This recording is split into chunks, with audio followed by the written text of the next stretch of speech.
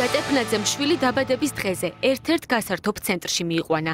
მაშინ, როდესაც ბავშვების გასართობად განკუთვნილ, ეგრეთ წოდებულ ზიპლაინის თოკზე 8 წლის ბიჭი მოსრიალებდა, თოკი სამაგრიდან ამოვარდა და ბავშვი დაახლოებით 2-3 მეტრის სიმაღლიდან პირდაპირ მეტლახზე ხერხემლით დაეცა. ბიჭს ჯანმრთელობისთვის საშიში დაზიანებები არ მიუღია, თუმცა ამ შემთხვევაში მას ნამდვილად გაუმართლა. ბოიარდის ტიპის აქტივობა იყო. რაღაც მომენტში გაწყდა თოკი და ბავშვი ჩამოვარდა მეტლახზე დაეცა პირდაპირ ზურგით.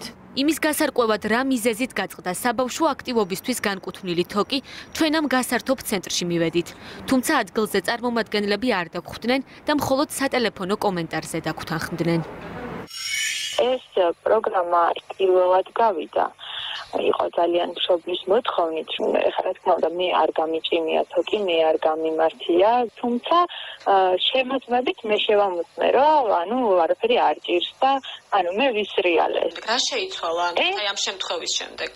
რა თქმა უნდა, ის თოკი ჩამოვხსენით, ეხლა რომ გითხრათ, რომ ამ ამბის გამო ავწეხე რაღაცა ისტერიკა და გავყარე თანამშრომლები და სხვები ავიყვანე, ასე არ ყოფილა. გასართობ ცენტრში, სადაც შემთხვევა მოხდა, ადგილზე მისულებს მეტლახის იატაკის თავზე მოაჯირებს შორის კვანძით გაბმული საცოცი კიბეებიც დაგხვდა. თუმცა დირექტორის თქმით, მსგავსი აქტივობების დროს ქვემოთ რბილ ლეიბებს აწყობენ. ზიპლაინის შემთხვევაში კი ამის გაკეთება საჭიროდ არ ჩაუთვლიათ. იმ დროს, როდესაც ბავშვი ჩამოვარდა, თქვენ ქვემოთ რბილი საფარი არ გქონდათ, ხო? თოკი რომ ჩაწყდა, იმ დროს არ გქონდა. ერთ-ერთმა მშობელმა, რომელიც მომხდარს თავადაც შეესწრო, საბავშვო ცენტრებში არსებულ პრობლემებს Facebook ბლოგი მიუძღვნა და საკუთარი ცუდი გამოცდილებაც გაგვიზიარა. თავიდან ის ბიჭი ძალიან მომეწონა ანიმატორი, ახალგაზრდა, ძალიან მხიარული. ნელ-ნელა შევამჩნე უკვე ისეთი კომენტარები და ფრაზები, რაღაც დამუქრება შენ ახლა აი ესე თუ დადგები სამ თამაშს გამოტოვებ და უკან დადგები. ერთ-ერთი თამაშის დროს აი ძალიან მაგრა ჩამიკაკუნა თავშიო, რომ ადექი ახლა შენი ჯერია. დაიწყო ტირილი. ტირილი დაიწყო და წამიყვანე საერთოდ აქედან აღარ მინდა დაბადების დღეზე. მაიკოს ბლოგს სოციალურ ქსელში სხვა მშობლების მხრიდან დიდი გამოხმაურება მოჰყვა.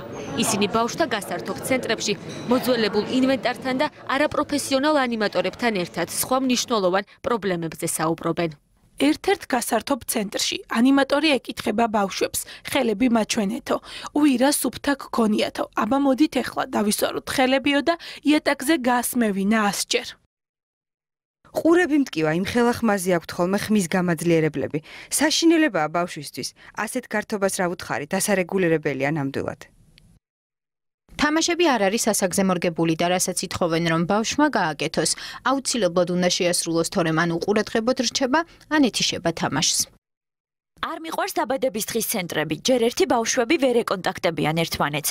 ანიმატორის გარშემო არიან თავმოყრელი და ისე მთავრდება დაბადების დღე, იუბილარმა შეიძლება ვერც დააფიქსიროს ყველა სტუმარი.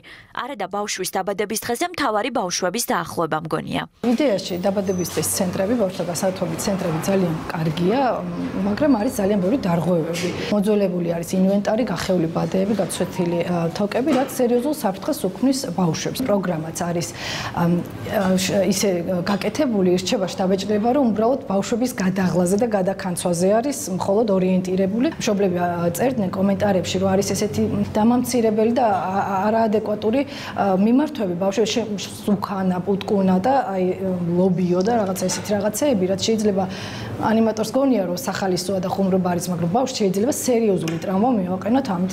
ვის უნდა ბოლო გამარჯვება? გვინდა ბავშვებო, ყველამ სწრაფად უნდა ვირბინოთ, კუნთები მაჩვენეთ. ექიმები ამბობენ, რომ ხანგრძლივად ჩართულმა ხმამაღალმა მუსიკამ, რომელიც 80 დეციბელს აჭარბებს, შესაძლოა ნეირონების კვდომა გამოიწვიოს და ბავშვს სმენა დაუქვეითოს. სოფლიო ჯანდაცვა შეთანხმდა, როგორც ამერიკის, ისევე ევროპის მთლიანი კომისია შეიქმნა და დასაშვები არის 85 დეციბელი, მაგრამ როგორც კი გაიზრდება ის გადავა 90 და 100 დეციბელზე, 7-8 საათში გვაძლევს სერიოზულ პრობლემას სმენასთან დაკავშირებით. შესაძლებელია დარჩეს არა მარტო სმენის დაქვეითება, არამედ დატოვოს უში ხმაური, რომელიც ასევე ამასთან ბრძოლა ძალიან რთულია.